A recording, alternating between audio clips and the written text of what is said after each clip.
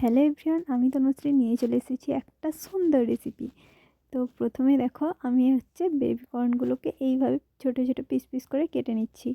এরপর এটাকে জল আর সামান্য লবণ দিয়ে সেদ্ধ করতে বসিয়ে দিয়েছি। শুধুমাত্র ফুটে উঠলেই নামিয়ে নেব, বেশিক্ষণ সেদ্ধ করার দরকার নেই, যেহেতু এগুলো এমনিতেই খুব নরম। এরপর আমি একটা চপারে পেঁয়াজ, আদা আর রসুন দিয়ে ভালো করে চপ করে নিচ্ছি। এইদিকে আমার এটাও ফুটে গেছে, এটাকে আমি নামিয়ে নিচ্ছি। দেখুন, আমি একটা চুবড়িতে ছেঁকে নিয়েছি। এরপরে এইদিকে পেঁয়াজ, আদা, রসুনটাও চপ করা হয়ে গেছে। এবার এগুলোকে আলাদা করে রেখে দেব। এরপর আমরা কি করব বলো তো, এই যে বেবি কর্নগুলোকে বিভিন্ন মশলা দিয়ে, গরম মশলা, জিরে গুঁড়ো, ধনে গুঁড়ো, নুন, লঙ্কা, হলুদ, লবণ, সামান্য চিনি, কিছুটা ভাজা মশলা দিয়ে ভালো করে এটাকে মাখিয়ে রেখে দেবো। আর সামান্য টক দই দিতে হবে, ঠিক আছে? তোমরা টক দই ছাড়া লেবুও দিতে পারো। তো এটা ভালো করে পেস্ট করে এটা ভালো করে মিক্স করে রেখে দিতে হবে। এবার এটা মিক্সড হয়ে গেলে মোটামুটি আধ ঘন্টা 1 ঘন্টার মতো আমি এটাকে রেখে দিয়েছিলাম। তো যাই হোক, এই রেসিপিটা কিন্তু খেতে খুব খুব খুব টেস্টি হয়। তোমরা অবশ্যই একবার বাড়িতে করে দেখতে পারো। তো যাই হোক, তো তোমরা কে কে এই রেসিপিটা খেয়েছো আর কে কে এইটা খাওনি অবশ্যই কমেন্ট করে জানিও। আর এই রেসিপিটার নাম কি সেটাও কিন্তু তোমরাই জানিও, ঠিক আছে?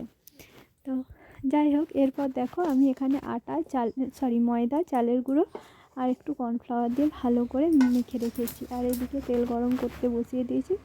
আর একবার ভাজা হয়েও গেছে, দ্বিতীয়বারটা তোমাকে দেখাচ্ছি। দেখো, এরপরে সব ভালো একটা একটা করে গরম তেলে দিয়ে লাল লাল মুচমুচে করে ভেজে নিয়েছি। এই ভাজা অবস্থাতেও খেতে খুব সুন্দর লাগছিল। তো তোমরা এই ভাজা অবস্থাতেও খেতে পারো। তো আমি ভাজা অবস্থাতে খাইনি, আমি আর একটু সুন্দর করার জন্য এটাকে আবার বিভিন্ন রকম সস, যেমন সয়া সস, চিলি সস, আর একটু ভিনিগার, টমেটো সস, সামান্য লবণ, চিনি দিয়ে মিক্সড করেছি। আর একটু সামান্য কারি পাতা দিয়ে এটাকে ভালো করে আবারও কড়াতে নিয়ে মিক্সড করে নিয়েছি। তো এতে সাদা তিল দিলে আরও দেখতে সুন্দর হতো। আমার কাছে সাদা তিল এই মুহূর্তে ছিল না।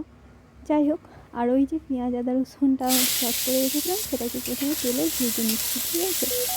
তেলে পুরো ভালো করে ভাজা হয়ে গেলে, যখন দেখি পুরো লাল লাল করে ভাজা হয়ে গেছে, তারপরে ওই সসটা ওতে দিয়ে দিতে হবে। আর অবশ্যই মনে করে সসে একটু জল দিও, না হলে সসটা পুড়ে যাবে। পুড়ে গেলে পোড়া পোড়া লাগবে, খেতে অতটা ভালো হবে না। যাই হোক, দেখো, এটা ভালো করে মিক্স করে নিয়েছি আর এটাও লাল লাল করে ভাজা হয়ে গেছে। এরপরে আমি কী করছি, ওই সসটাকে এর মধ্যে দিয়ে দিচ্ছি, দিয়ে ভালো করে নেড়ে চেড়ে এবার এই ভেজে রাখা পকোড়াগুলো দিয়ে দিচ্ছি। আর দেখো, একটা পকোড়া আমি সরিয়ে রেখেছি এমনি খাওয়ার জন্য। তো ওটাও মুখে চোখ লাগে, সেটা ভালোই লাগে। এরপর দেখো, আমি ভাজা কারি পাতাগুলো দিয়ে ভালো করে মিক্স করে নামিয়ে নিচ্ছি। এই দেখো, কত সুন্দর হয়েছে না? খেতেও দারুণ হয়েছিল। তোমরা অবশ্যই ট্রাই করো।